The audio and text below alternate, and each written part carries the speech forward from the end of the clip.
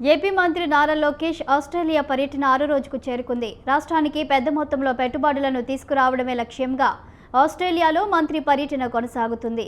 ఇప్పటికే వివిధ సంస్థలు, యూనివర్సిటీ ప్రతినిధులతో లోకేష్ సమావేశమయ్యారు.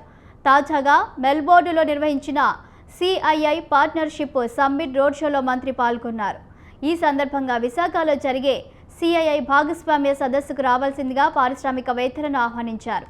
ఏపీకి గూగుల్ డేటా సెంటర్ రావడం వెనుక 13 నెలల నిరంతర శ్రమ ఉందని ఈ సందర్భంగా మంత్రి వెల్లడించారు.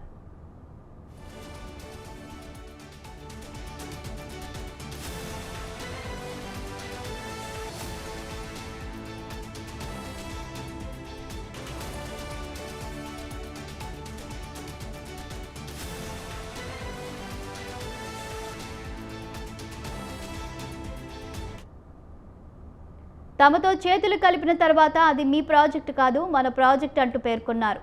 ఏపీకి 16 నెలల్లోనే 10 లక్షల కోట్ల పెట్టుబడులు ఆరంభం మాత్రమే అని చెప్పుకొచ్చారు. దేశంలో వేగంగా అభివృద్ధి చెందుతున్న రాష్ట్రాల్లో ఏపీ 2వ స్థానంలో ఉందన్నారు. విశాఖపట్నం ఎకనామిక్ కారిడార్ $1 ట్రిలియన్ ఆర్థిక వ్యవస్థగా రూపుదిద్దుకుంటుందని మంత్రి వెల్లడించారు.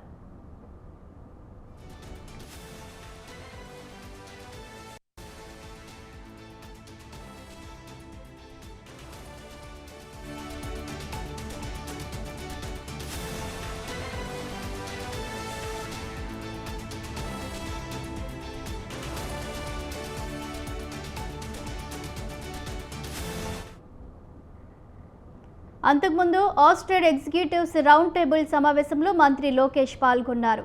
2047 నాటికి గ్లోబల్ ఎకనామిక్ పవర్ హౌస్గా ఆంధ్రప్రదేశ్ మారబోతుందని అన్నారు. $2.4 ట్రిలియన్ ఆర్థిక వ్యవస్థ దిశగా వేగంగా అడుగులు వేస్తుందని తెలిపారు. జనవరి నుంచి అమరావతిలో క్వాంటమ్ కంప్యూటర్ సేవలు అందుబాటులోకి రానున్నట్లు మంత్రి నారా లోకేష్ తెలిపారు.